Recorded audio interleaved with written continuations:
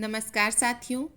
एक साहूकार के 7 बेटे और एक बेटी थी जो खुशी खुशी अपना जीवन बिता रहे थे।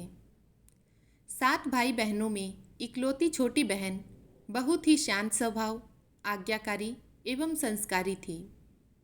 उनमें सबसे बड़े भाई का विवाह हो चुका था। सातों भाइयों में सबसे छोटा भाई एक आंख से अंधा था।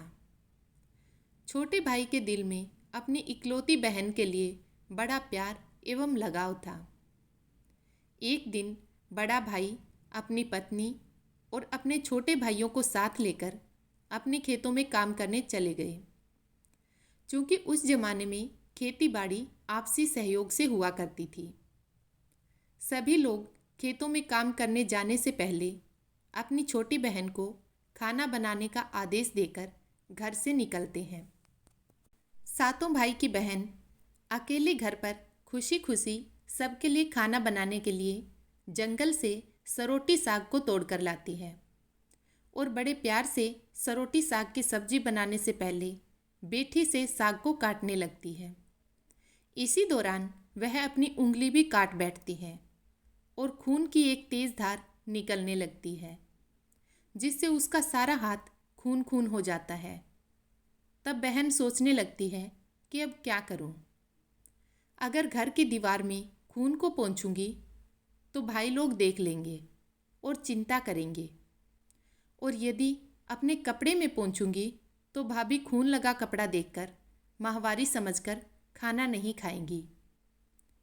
बहन इस डर से सब्जी पकाने वाले छाता साग में सारे खून को पोंछकर खून को बहने से रोकती है और फिर इसी खून लगे साग की सब्जी बना देती है। जब उसके सारे भाई और भाभी अपने खेतों से लौटते हैं तो छोटी बहन हमेशा की तरह सभी के लिए साफ थाली में खाना और मिट्टी के लोटे में पीने के लिए पानी देती है। सभी एक साथ खाना खाने बैठते हैं और पके हुए साग को खाकर खाने की जमकर तारीफ करते हैं। वे सब अपनी बहन से पूछते हैं कि बहन, तुम्हारे द्वारा बनाया हुआ यह साग हमने बहुत बार खाया है, परंतु आज की बनी सब्जी का स्वाद बहुत ही अद्भुत लगा। बताओ ना, कैसे और क्या क्या मिलाकर इतनी स्वादिष्ट सब्जी बनाई है। पहले तो बहन डर से सहम गई कि कहीं भाइयों को पता न चल जाए कि मेरे हाथ की उंगली कट गई है। फिर वह थोड़ा सोचकर बोलती है, कुछ नहीं भैया, जैसी सब्जी हमेशा बनाती हूँ वैसे ही बनाई है। सातों भाइयों के अनुरोध पर बहन फिर से एक बार वही छाता साग की सब्जी बनाती है, परंतु भाइयों को पिछले दिन के जैसा स्वाद नहीं मिलता। फिर ऐसा ही अनुरोध 3-4 बार हुआ, लेकिन खून लगे साग का स्वाद उनके मन मस्तिष्क से उतर ही नहीं रहा था। असलियत जानने की जिज्ञासावश सातों भाई और भाभी ने उससे उस दिन के खाना बनाने का तरीका जानने की जिद की। मजबूरन बहन को सारी घटना बतानी पड़ी। सच्चाई मालूम होने पर बड़ा भाई, जो बहुत ही लालची किस्म का था, उसने बाकी भाइयों से कहा कि बहन का खून इतना स्वादिष्ट लगा तो इसका मांस कितना स्वादिष्ट होगा। यह बोलकर सभी भाइयों के बीच चर्चा करने लगा। सबसे छोटे भाई को छोड़कर बाकी सभी भाई बहन को मारकर उसका मांस खाने को राजी हो गए। मांस खाने की सोचकर उन सभी के मुंह से लार टपकने लगी।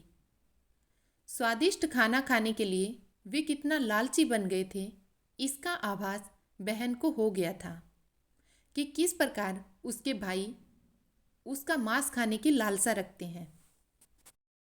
एक दिन सातों भाई शिकार खेलने के बहाने बहन को लेकर घने जंगल में चले जाते हैं, जहां पहले से निर्मित 4 केंत के वृक्षों पर बने मचान के नीचे पहुंचते हैं, जिस पर अपनी बहन को यह झूठ बोलकर चढ़ने के लिए कहते हैं कि इस मचान पर जंगली जानवर तुम पर हमला नहीं कर सकेंगे।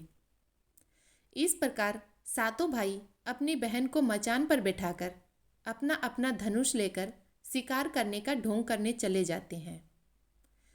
तब बहन को पूरा आभास हो चुका था कि आज उसका आखिरी दिन है, लेकिन वह चाहती थी कि उनके भाइयों की इच्छा पूर्ण हो। इसलिए वह भी मचान में जाकर बैठ जाती है। फिर सभी भाई केंद के वृक्ष पर बने मचान से कुछ दूरी पर स्थित टोंगरी पर अपने अपने धनुष बाण के साथ पहुंचते हैं और एक चट्टान पर बारी बारी से अपने बाणों की धार तेज करते हैं। टोंगरी के ऊपर सबसे पहले बड़ा भाई अपनी तीर को चट्टान से रगड़ता है और अपनी बहन पर धनुष से निशाना लगाकर तीर छोड़ता है। तभी बहन पूरी बातों को समझ जाती है कि भाइयों का क्या इरादा है और अपनी मातृभाषा में गीत गाने लगती है। बिंदु बिंदु दादा छाती ताइक ताइक, अर्थात जान से मारना ही है दादा साहब तो तीर को सीधे मेरे छाती में वार करो, इधर उधर तीर क्यों चला रहे हो। फिर सभी भाई बारी बारी से अपने तीर के धार को तेज करते हैं और बहन पर निशाना लगाकर तीरों को छोड़ते हैं। छहों भाइयों का निशाना खाली चला जाता है और सातवां भाई जो सबसे छोटा था वह तीर चलाने से इनकार कर देता है, क्योंकि उसे अपनी छोटी बहन से बहुत लगाव था और धनुष बाण चलाने में वह सातों भाइयों में सबसे निपुण था। बहन जानती थी कि उनके सातों भाइयों में सबसे छोटा भाई बाकियों की तरह लालची नहीं है। छहों भाई छोटे भाई पर पूरा दबाव डालते हैं और आदेश देते हैं कि अगर वह तीर नहीं चलाएगा तो बहन की तरह उसे भी मार देंगे। फिर छोटा भाई उदास मन के साथ तीर को थोड़ा ही धार कर दूसरी दिशा में तीर को छोड़ने की कोशिश करता है और तीर को धीरे से छोड़ता है। बहन हर बार की तरह इस बार भी वही गीत गाती है, बिंदु बिंदु दादा छाती ताइक ताइक। इतने में छोटे भाई का तीर सीधे बहन के सीने को भेद देता है और बहन की आत्मा शरीर से अलग हो जाती है। लेकिन उसकी आत्मा उसी स्थान पर भटकने लगती है। तभी वह देखती है कि उसके शरीर का मांस खाने के लिए उसके भाई कैसे लालच करते हैं और सबसे छोटे भाई को जबरदस्ती मार पीट कर उसके शरीर को काटने का आदेश देते हैं। बहन के मांस को पकाने के लिए बहुत सारी सूखी लकड़ियां लाने के लिए छोटे भाई को जंगल में भेजा जाता है। छोटा भाई जंगल में खोज खोज कर ढेर सारी लकड़ियां इकट्ठी करता है और सोचता है कि कैसे इतनी सारी लकड़ियां ले जाऊंगा। भाइयों ने जो रस्सी दी है वो भी 7 टुकड़ों में है। उन्हें जोड़ने पर भी यह रस्सी इन लकड़ियों को नहीं बांध पाएगी। देर होने के डर से भाई उदास होकर रोने लगता है और उसकी आंखों से आंसू धरती में गिरने लगते हैं। वह अपनी बहन को याद करके रो ही रहा होता है कि तभी एक नाग देवता वहां आते हैं और पूछते हैं कि तुम क्यों रो रहे हो। वह इधर उधर देखता है किंतु उसे कोई नजर नहीं आता। फिर उसे नाग देवता दिखाई देते हैं और वह नाग देवता को अपनी पूरी आपबीती सुनाते हैं। फिर नाग देवता उसे कहते हैं कि मैं लकड़ी में रस्सी की भांति लिपट जाता हूँ और तुम जैसे ही लकड़ी वहाँ रखोगे तो मैं धीरे से निकल जाऊँगा। तो छोटा भाई ऐसा ही करता है। सभी बड़े भाई यह देखकर चकित रह जाते हैं कि कैसे उनका छोटा भाई रस्सी के 7 टुकड़े होने के बावजूद भी जंगल से इतनी सारी लकड़ियां लेकर आता है। तत्पश्चात वे लोग अपने छोटे भाई को पानी लाने के लिए एक घड़े में 7 छेद करके उसे भेज देते हैं। छोटा भाई पानी लाने के लिए एक छोटे कुएं पर जाता है और घड़े में पानी भरता है, परंतु उसमें छेद होने के कारण सारा पानी नीचे गिर जाता है और छोटा भाई वहीं बैठकर सोच सोचकर रोने लगता है कि अगर बिना पानी के जाऊंगा तो बड़े भाई मारपीट करेंगे। यह सारी घटना को कुएं के मेंढक, केकड़ा और मछली सुन व देख रहे थे। वे तीनों भाई के पास आते हैं और पूछते हैं कि तुम क्यों रो रहे हो। तब वह उन्हें अपनी सारी आपबीती विस्तार से बतलाता है और कहता है कि मैं अपनी प्यारी बहन के शरीर का मांस कैसे खा सकता हूँ। नहीं खाऊंगा तो बड़े भाई मारपीट करेंगे। तब मेंढक कहता है कि तुम परेशान मत हो, हम सब मेंढक घड़े के छेद में चिपक जाते हैं। फिर मछली और केकड़ा बोलते हैं कि तुम हमें भी साथ ले चलो। जब तुम्हारे भाई बहन के मांस को खाएंगे तब तुम मछली को खाना, और जब वे हड्डी को खाएंगे तब तुम केकड़ा को खाना। बड़े भाइयों को शक भी नहीं होगा। छोटे भाई ने बिल्कुल वैसा ही किया जैसे केकड़े और मछली ने कहा था। रात को जब राजकुमारी का पका हुआ मांस खाने को परोसा गया तब बड़े भाइयों से छुपाकर वह मांस को दीमक के टीले में डाल देता है, और समय बीतने पर वहाँ बांस का एक बड़ा झुंड उगता है। इस घटना के वर्षों बाद एक भीख मांगने वाला जोगी उसी बाशुंदा के पास से गुजर रहा होता है, और वह सुंदर सुंदर बांस के बुद्धा को देखकर सोचता है कि अगर इतने सुंदर बांस से केंद्रा बनाया जाए तो कितना सुरीला धुन निकलेगा। उसी क्षण बांस से आवाज आती है, ना काट काट रे जोगी, ई तो लागे भैया रोपल बांस। जोगी फिर भी बांस को काटता है। जोगी इसी उद्देश्य से एक मोटे बांस का टुकड़ा काट कर ले जाता है कि इस बांस की आवाज़ इतनी सुंदर है, यदि केंद्रा बनाएंगे तो कितनी मधुर आवाज़ निकलेगी। और जोगी इस बांस से एक सुंदर केंद्रे का निर्माण करता है। इस केंद्रा से इतनी मधुर ध्वनि निकलती है कि जोगी जहाँ जहाँ भी इसे बजाता है, इसकी ध्वनि से लोग मंत्रमुग्ध हो जाते हैं। एक दिन जोगी घूमते घूमते बड़े भाई के घर पहुँचता है, और अधिक धन के लालच में जोगी जोर जोर से केंद्रा बजाना शुरू करता है। परंतु इस बार केंद्रा का मीठा सुरीला स्वर कर्कश हो जाता है, और जब भी जोगी कुछ नया धुन बजाने की कोशिश करता है, बार बार एक ही धुन निकलती है, ना बाज रे केंद्रा, ई तो लगो मोर दुश्मन का घर। बार बार यही धुन निकलने पर बड़ा भाई मारपीट कर जोगी को घर से भगा देता है। ऐसे ही घूमते घूमते जोगी हर भाई के घर जाता है, लेकिन हर बार की भांति यही धुन, ना बाज रे केंद्रा, ई तो लगो मोर दुश्मन को घर, बजाता है। यह धुन सुनकर सारे भाई जोगी को डांट डपट कर भगा देते हैं। सबसे अंत में जोगी छोटे भाई के घर पहुंचता है।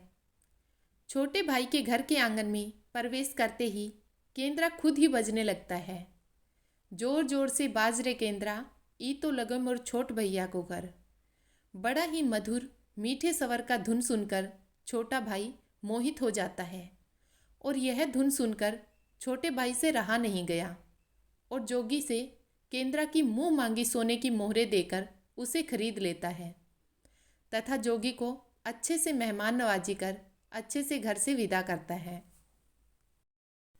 धीरे धीरे समय बीतता है, और छोटा भाई अपने काम से कुछ दिनों के लिए बाहर जाता है।